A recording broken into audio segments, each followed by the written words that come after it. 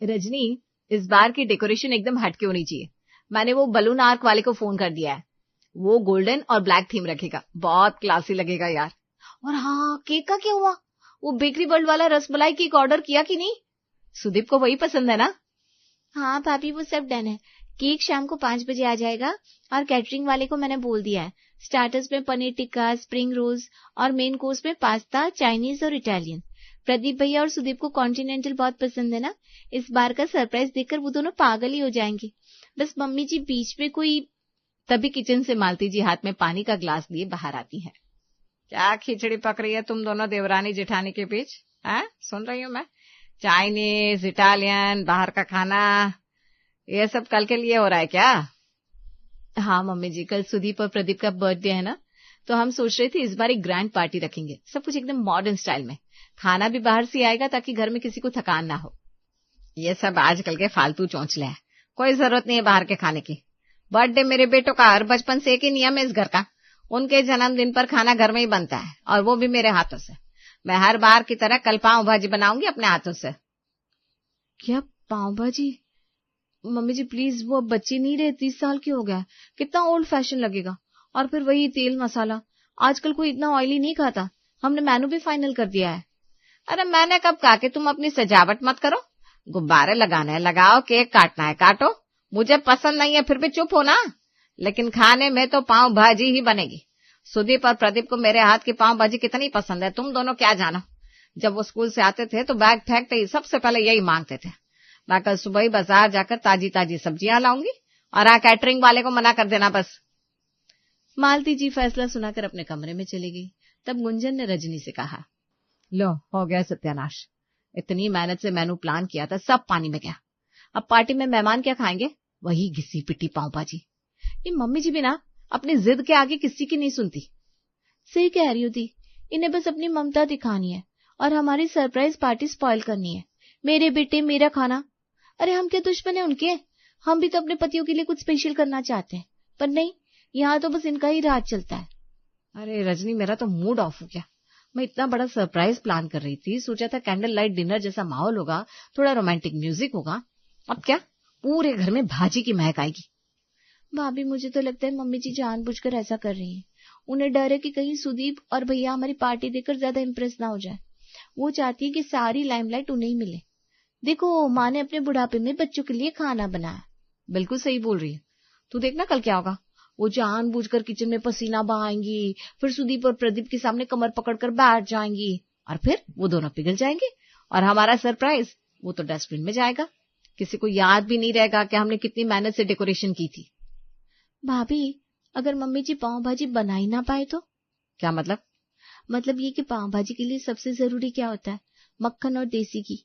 Mummy जी को आदत है बच्चों को घी खिलाना है, बच्चों को तंदुरुस्त बनाना है। अगर कल किचन में उन्हें घी और मक्खन ही ना मिले तो? अरे वाह, क्या दिमाग लगाया तूने।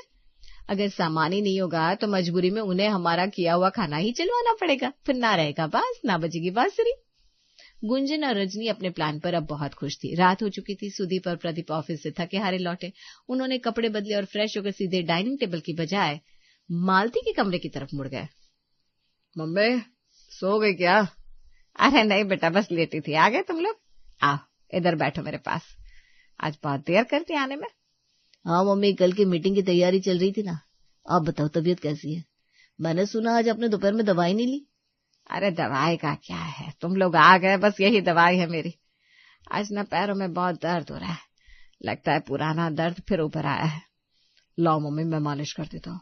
अब दिन भर चलती रहती हो, आराम तो करती नहीं। याद है सुदीप, बचपन में जब हमें चोट लगती थी तो मम्मी कैसे पूरी रात हल्दी वाला दूध और तेल लेकर बैठी रहती थी, और आज खुद दर्द में है फिर भी हमसे नहीं कह रही है। सही कहा भैया। मम्मी कल हमारा बर्थडे है, आपको याद है ना? प्लीज कल किचन में मत घुसना, आप बस आराम करो, हम नहीं चाहते कि आप थको। अरे पगले, जन्मदिन तुम्हारा है और आराम मैं करूं? तुम्हें याद है प्रदीप, जब तुम्हारे पापा की नौकरी गई थी और घर में राशन के पैसे भी नहीं थे, उस साल तुम्हारे बर्थडे पर भी मैंने तुम लोगों के लिए थोड़ी सी चीजों से ही पाव भाजी बनाई थी। आज तो भगवान ने सब दिया है बेटा। अगर आज भी मैं अपने हाथों से तुम्हें देसी घी वाली पाव भाजी ना खिलाऊं तो मेरा मन कैसे मानेगा? मम्मी, आपके हाथ के खाने में जो स्वाद है ना, वो किसी 5 स्टार होटल में नहीं है। आप जो बनाओगी हम वही खाएंगे। कमरे के बाहर दरवाजे की आड़ में खड़ी गुंजन और रजनी ये सब सुन रही थी। देख रही हो दी, रात के 10 बज गए हैं। बीवियां कमरे में इंतजार कर रही हैं और ये दोनों यहाँ श्रवण कुमार बने बैठे हैं। मम्मी जी ने फिर से इमोशनल कार्ड खेल दिया। वो पुराने दिन, गरीबी, उफ, यही तो इनकी चाल है। अब देखो, सुदीप और भैया पूरी तरह इनके कंट्रोल में है। कल की पार्टी में भी यही होगा। ये पाव भाजी खिलाएंगी, वो दोनों इनके गुण गाएंगे। हमारी सारी मेहनत बेकार जाएगी रजनी। नहीं, कल सुबह वो घी गायब करने वाला प्लान पक्का करना पड़ेगा, वरना हमारा सरप्राइज फ्लॉप है। दोनों बहुएं गुस्से में वहां से चली गईं। अगले दिन सुदीप और प्रदीप ऑफिस के लिए निकल चुके थे। घर में अब सिर्फ मालती जी, गुंजन और रजनी थी। मौका देखकर गुंजन और रजनी दबे पांव किचन में गई। रजनी जल्दी कर, मम्मी जी की पूजा बस खत्म होने वाली है। वो देसी घी का बड़ा वाला टीन का है और वो मक्खन की टिकिया सब हटा दे यहाँ से। दी, घी का डिब्बा तो मैंने दाल वाले बड़े डिब्बे के पीछे डाल दिया है। मम्मी जी का हाथ वहां तक कभी नहीं पहुंचेगा। और ये रहा मक्खन, इसे मैं फ्रीजर की एकदम अंदर फ्रोजन मटर के पीछे छिपा देती हूँ। लो, हो गया किचन साफ। अब यहाँ ना घी है ना मक्खन, सिर्फ एक चीज बची है, ये सरसों के तेल की बोतल। छी, सरसों का तेल, इसमें पाव भाजी कौन ही बनाएगा। इसकी तो महक से ही इंसान भाग जाए। मम्मी जी जब किचन में आएंगे और देखेंगे कि घी नहीं है तो मजबूर होकर उन्हें हार माननी पड़ेगी। बिल्कुल, फिर हमारा सरप्राइज हिट और उनका ममता वाला ड्रामा फ्लॉप। चलो बाहर चलते हैं, इससे पहले कि वो आ जाए। नॉर्मल बिहेव करना है, ठीक है। अब दोनों हंसते हुए किचन से बाहर निकल जाती हैं। दोपहर हो चुकी थी। मालती जी बड़े उत्साह से किचन में आई।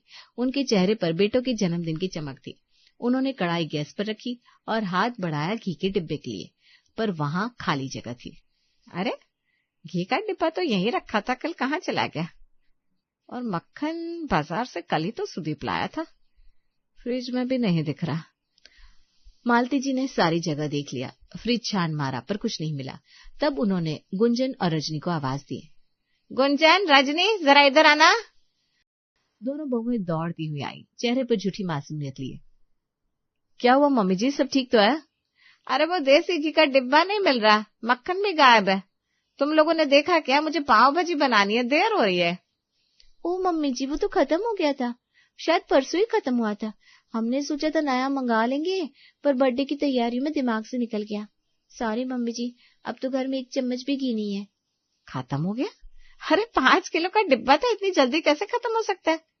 और अब मैं क्या करूं, बाजार जाने का वक्त भी नहीं है और मेरे बेटे को मेरे हाथ का ही खाना है। मम्मी जी छोड़िए ना, मैंने कहा था हम बाहर से मंगा लेते हैं। बिना घी मक्खन की पाव भाजी वैसे भी अच्छी नहीं लगेगी। रूखी सूखी भाजी कौन ही खाएगा? आप रहने दीजिए, हम अभी पिज्जा ऑर्डर कर देते हैं। अरे नहीं, मेरे बच्चों का जन्मदिन है, बाजार का खाना नहीं खाएंगे वो। मालती की बात सुनकर गुंजन और रजनी मुस्कुराते हुए किचन से निकल गई। तभी किचन में खड़ी मालती की नजर कोने में रखी सरसों के तेल की बोतल पर पड़ी। उन्होंने सरसों के तेल की बोतल उठाई और आंखों में नमी लिए खुद से कहा, तुम्हें क्या लगता है गुंजन, घी नहीं है तो माँ का प्यार कम हो जाएगा? याद है मुझे वो साल जब प्रदीप 5 साल का था और सुदीप 3 का। घर में घी तो दूर, 2 वक्त के रोटी के लाले थे। तब भी मैंने इनका जन्मदिन मनाया था, इसी सरसों के तेल में भाजी बनाई थी। बच्चे तब भी खुश थे। आज फिर वही दिन सही। अगर मेरे बेटों की किस्मत में आज माँ के हाथ का साधारण खाना लिखा है तो वही सही, पर खाना तो घर का ही बनेगा। मालती जी ने कढ़ाई में सरसों का तेल डाला। तेल के गर्म होते ही उसमें से धुआं उठा और वो तीखी महक उठी जो अक्सर लोगों को पसंद नहीं आती। लेकिन मालती जी रुकी नहीं। अरे मक्खन नहीं है तो क्या हुआ, मीठे में मीठे चीले बना देती हूँ। सुदीप को बचपन में बहुत पसंद थे, तेल में ही सही, पर आज मेरे बच्चों का मुंह मीठा तो होगा ही। एक तरफ पार्टी की चकाचौंध सज रही थी, गुब्बारे लग रहे थे। दूसरी तरफ किचन में एक माँ पसीने से लथपथ सरसों के तेल में बड़े ही प्यार और ममता से खाना पका रही थी। शाम ढल चुकी थी। घर का हॉल किसी 5 स्टार होटल के बैंक्वेट जैसा सज गया था। हर तरफ गुब्बारे, गोल्डन रिबन और तेज रोशनी थी। रजनी और गुंजन भी सजी धजी तैयार थी और टेबल पर एक बड़ा सा चॉकलेट केक रखा था। तभी दरवाजे की घंटी बजी। सुदीप और प्रदीप अंदर आए। Happy birthday, happy birthday. Party poppers फूटते हैं। सुदीप और प्रदीप थोड़ा चौंकते हैं और फिर मुस्कुरा देते हैं। अरे वाह, क्या बात है, घर तो एकदम महल बना दिया तुम लोगों ने। थैंक यू यार, सच में सरप्राइज कर दिया। और केक भी मेरा फेवरेट रसमलाई वाला। कमाल है रजनी, तुम लोगों ने बहुत मेहनत की है। मेहनत तो करनी थी, आखिर आज का दिन स्पेशल जो है। चलो चलो, पहले केक काटते हैं, फिर डिनर करेंगे। हमने बेस्ट इटालियन और चाइनीज मंगवाया है। प्रदीप और सुदीप केक काटते हैं, सब तालियां बजाते हैं। सुदीप और प्रदीप एक दूसरे को केक खिलाते हैं, लेकिन उनकी नजरें बार बार मालती जी को ढूंढ रही थी। गुंजन भाभी मम्मी कहाँ है, दिख नहीं रही। उनके बिना ये केक, ये पार्टी कैसी। तभी मालती जी वहां आई। आ गई बेटा, मैं बस तुम्हारे लिए कुछ खास तैयारी कर रही थी। हैप्पी बर्थडे मेरे बच्चे, जुग जुग जियो। मम्मी अब तैयार नहीं हुई, आज तो पार्टी है। अरे मेरी पार्टी तो तुम दोनों को देख कर ही हो गई। चलो अब खाना खा लो, मुझे पता है तुम्हें जोरों की भूख लगी होगी। भूख तो बहुत लगी है, चलिए खाना खाते हैं। सब खाना खाने टेबल पर आ गए। डाइनिंग टेबल पर 2 तरह की दुनिया सजी थी। एक तरफ कांच के बर्तनों में पिज्जा, पास्ता, नूडल्स और महंगी सूप की कटोरियां। दूसरी तरफ मालती जी स्टील की थाली में पाव भाजी और कुछ मीठे चीले लेकर आई। तभी गुंजन ने रजनी के कान में धीरे से कहा, रजनी सूंघ रही है सरसों के तेल की बदबू, पूरा माहौल खराब कर दिया।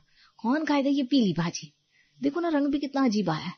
सही कहा भाभी आपने, सुदीप तो शक्ल भी नहीं देखेंगे इसकी, वो तो वैसे भी हेल्थ कॉन्शियस है। तेल में बनाई हुई भाजी देखकर ही उसका तो पेट भर जाएगा। हमारा पिज्जा ही विनर होगा आज। बेटा वो आज थोड़ा मतलब घी खत्म हो गया था, तो मैंने वैसे ही बना दिया जैसे बरसों पहले बनाया था जब तुम छोटे थे। खैर तुम लोग देख लो, अगर ये इटालियन खाना है तो वो खा लो, मैंने तो बस शगुन के लिए बना दिया था। टेबल पर सुदीप और प्रदीप ने उस साधारण सी थाली को देखा। उसपे भाजी के ऊपर मक्खन का तैरता हुआ टुकड़ा नहीं था, बल्कि सरसों के तेल की महक थी। गुंजन और रजनी को लगा कि अब वे दोनों शिकायत करेंगे, लेकिन तभी कुछ ऐसा हुआ जिसकी उम्मीद उन्हें बिल्कुल नहीं थी। प्रदीप ने पिज्जा की प्लेट साइड में खिसका दी। सुदीप ने भी अपना फोर्क छोड़ दिया। दोनों ने पाव का टुकड़ा तोड़ा और उस सरसों वाली भाजी में डुबोया और मुंह में रखा। भैया याद आया पापा के जाने के बाद वाला वो पहला बर्थडे, जब घर में पैसे नहीं थे और हम जिद कर रहे थे कि पाव भाजी खानी है। हाँ सुदीप, तो मम्मी ने बिल्कुल ऐसी भाजी बनाई थी, सरसों के तेल में, बिना मक्खन के। तब हमें लगता था कि ये दुनिया का सबसे टेस्टी खाना है। मम्मी आज सालों बाद वही स्वाद आया है, सच में वही बचपन वाला स्वाद। देसी घी में वो बात कहा जो आपके हाथ के सरसों के तेल वाले तड़के में है। और ये मीठे चीले, मम्मी याद है मैं स्कूल टिफिन में रोज यही ले जाता था। भाभी रजनी तुम लोग पिज्जा खाओ, हम तो आज यही खाएंगे। ये हमारे बचपन का केक और पार्टी दोनों है। सुदीप और प्रदीप बड़े चाव से खाने लगे। वे उंगलियां चाट रहे थे और उनकी आंखों से खुशी के आंसू गिर रहे थे। अरे पगले कहीं के, मुझे लगा तुम लोग गुस्सा करोगे कि बर्थडे पर भी रूखा सूखा खिला दिया। खाओ बेटा, जी भर कर खाओ। गुंजन और रजनी तो हैरान रह गई। उनका नो घी नो बटर वाला प्लान तो बैकफायर कर गया था। सुदीप और प्रदीप ने जमकर खाया। पिज्जा और पास्ता वैसे का वैसा ठंडा पड़ा रहा, लेकिन सरसों के तेल वाली भाजी और मीठे चीलों की प्लेटें एकदम साफ हो गई थी। मालती जी पास कुर्सी पर बैठी उन्हें देख रही थी। उनके चेहरे पर सुकून था, लेकिन शरीर अब जवाब दे रहा था। वो बार बार अपनी कमर पर हाथ रख रही थी। आहा मजा आ गया मम्मी, पेट भर गया लेकिन मन नहीं भरा। सच कहूं ऐसा खाना तो हम 5 स्टार होटल में भी खाने को तरसते हैं। गुंजन भाभी रजनी आप लोग खड़े क्यों, आओ ना आप भी खा लो, पिज्जा ठंडा हो रहा है, या फिर मम्मी के हाथ का ये स्पेशल खाना चख लो। नहीं सुदीप, तुम लोगों ने खा लिया, बस हम बाद में खा लेंगे, अभी भूख नहीं है। मम्मी लगता है आप बहुत थक गई हो, माथे पर पसीना तो देखो, आपने हमारे लिए इतनी मेहनत की, वो भी इस उम्र में। अब आप जाकर आराम करो, बर्तन वगैरह ये लोग देख लेंगे। जाओ मम्मी प्लीज, लेट जाओ। हाँ बेटा, आज शरीर थोड़ा साथ नहीं दे रहा, कमर अकड़ गई खड़े खड़े, पर दिल बहुत खुश है। तुम लोगों को ऐसे खाते थे मेरी सारी थकान मिट गई। अच्छा मैं चलती हूँ, तुम लोग एंजॉय करो अपनी पार्टी। रजनी गुंजन बेटा तुम लोग भी खा लेना, भूखे मत सोना। हाँ, ऐसा कहकर मालती जी धीरे धीरे अपने कमरे में चली गई। उनके कमरे में जाते ही गुंजन और रजनी ने राहत की सांस ली। वे टेबल साफ करने के लिए आगे बढ़ी, लेकिन तभी प्रदीप की भारी आवाज ने उन्हें रोक दिया। रुक जाओ गुंजन, बर्तन बाद में उठाना, पहले एक बात का जवाब दो। अब गुंजन और रजनी दोनों ठिठक गई। सुदीप और प्रदीप थोड़े नाराज लग रहे थे। क्या सच में घर में घी और मक्खन खत्म हो गया था, या फिर छुपा दिया गया था? ये सुनकर जैसे गुंजन और रजनी के पैरों तले जमीन खिसक गई। ये क्या कह रहे हो सुदीप, हम क्यों छुपाएंगे, सच में खत्म था। झूठ मत बोलो रजनी, जब हम ऑफिस जा रहे थे तो सुदीप को प्यास लगी थी, हम चुपचाप किचन में पानी पीने गए थे, तभी हमने तुम्हारी बातें सुन ली थी। घी दाल के पीछे है, मक्खन फ्रीजर के मटर के पीछे है ना, हमें सब पता था। गुंजन और रजनी शर्म से पानी पानी हो गई।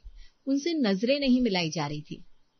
हम चाहते तो उसी वक्त टोक सकते थे, पर हम तमाशा नहीं करना चाहते थे।